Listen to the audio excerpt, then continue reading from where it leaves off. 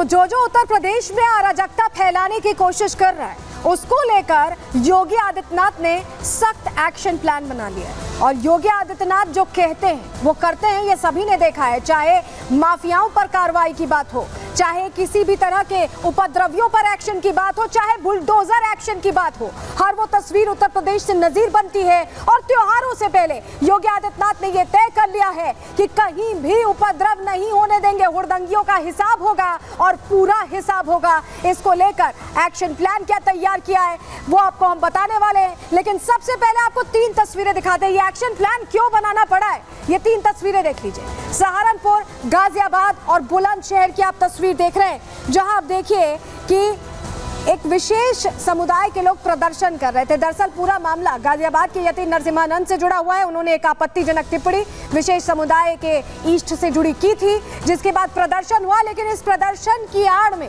कई जगहों पर हुड़दंग भी देखी गई, अराजकता फैलाने की कोशिश भी देखी गई, उपद्रव भी देखा गया, जिसके बाद योगी आदित्यनाथ ने सीधा मैसेज दे दिया।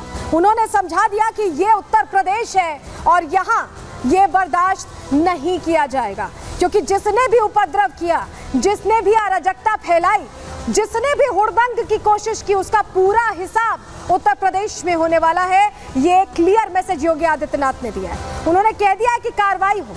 दरअसल आपको बताएं, अराजकता फैलाने वालों को सीएम योगी ने क्लियर वार्निंग दे दी है। विरोध के नाम पर अराजकता स्वीकार नहीं है, योगी आदित्यनाथ ने यह साफ कर दिया है। दुस्साहस किया तो कीमत चुकानी पड़ेगी। जी हाँ, कीमत क्या होगी? सजा के तौर पर होगी। नरसिम्हानंद के बयान पर भी सीएम ने सख्त रुख अपनाया है। उनका यह कहना है कि उत्तर प्रदेश है, किसी भी मत संप्रदाय पर टिप्पणी गलत है। वो किसी भी धर्म और किसी भी संप्रदाय से हो, टिप्पणी गलत है। साधु संतों के विरुद्ध अपमानजनक टिप्पणी अस्वीकार है। यानी धर्म को देखकर यहाँ इंसाफ नहीं होता उत्तर प्रदेश में। उत्तर प्रदेश में 100% न्याय का हिसाब है और इसी का विधान है। और यही वजह है कि योगी आदित्यनाथ ने क्लियर कर दिया है कि किसी भी ईष्ट के, किसी भी धर्म के वो हो, उनके खिलाफ किसी तरह की आपत्तिजनक टिप्पणी अस्वीकार है। और जो प्रदर्शन के पीछे जो हुड़दंग का खेल चलता है, अराजकता का खेल चलता है, उपद्रव चलता है, वो भी बर्दाश्त नहीं किया जाएगा। उत्तर प्रदेश में त्योहारों के दौरान पूरी शांति रहनी चाहिए। रिपोर्ट देखिए।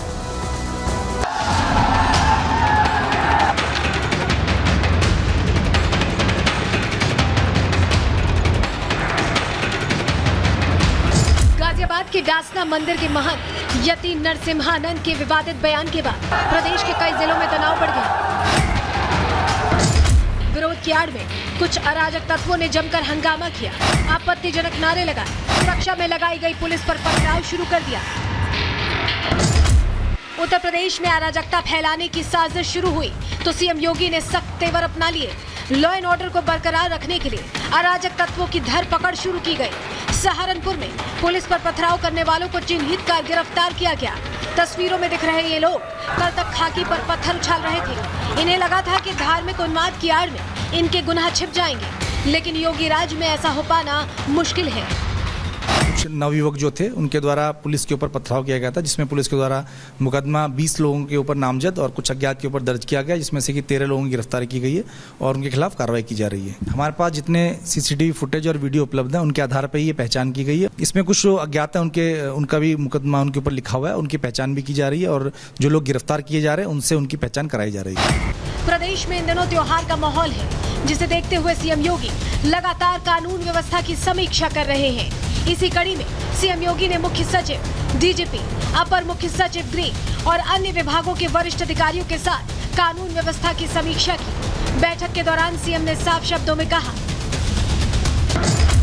कि हर मत, मजहब, संप्रदाय के लोगों को एक दूसरे का सम्मान करना होगा। महापुरुषों के प्रति प्रत्येक नागरिक के मन में कृतज्ञता का भाव होना चाहिए, लेकिन इसके लिए बाध्य नहीं किया जा सकता।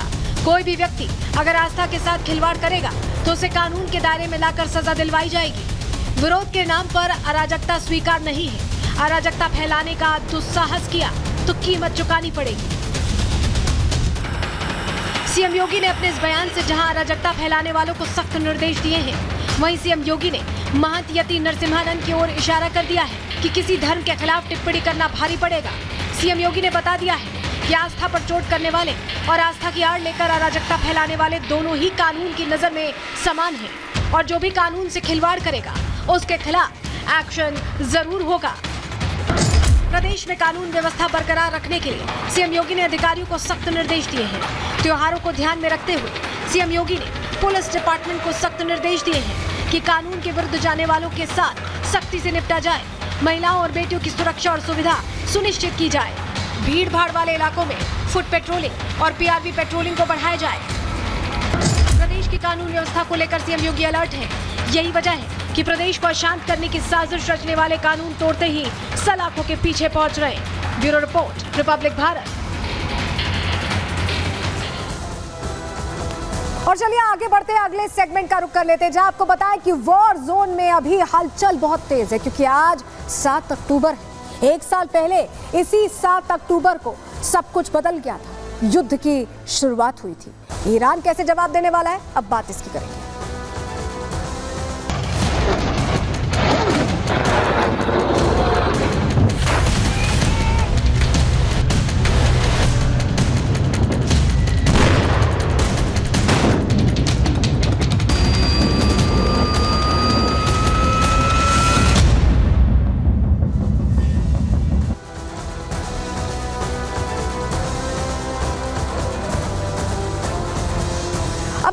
कि जिस तरह से हलचल दिन पर दिन बढ़ती जा रही है, जो अटैक्स की तस्वीरें हम दोनों तरफ से देख रहे हैं, ईरान रणनीति बना रहा है, छटपटा रहा है एक्शन लेने के लिए, क्योंकि जो 181 बम 1 तारीख को बरसाए थे वो तो नाकाफी साबित हुए इजराइल की बर्बादी के लिए। लेकिन इजराइल थम नहीं रहा है। इजराइल लगातार आगे बढ़ रहा है। गाजा में जो फ्रंट खुला है उससे तो लड़ाई चल ही रही है।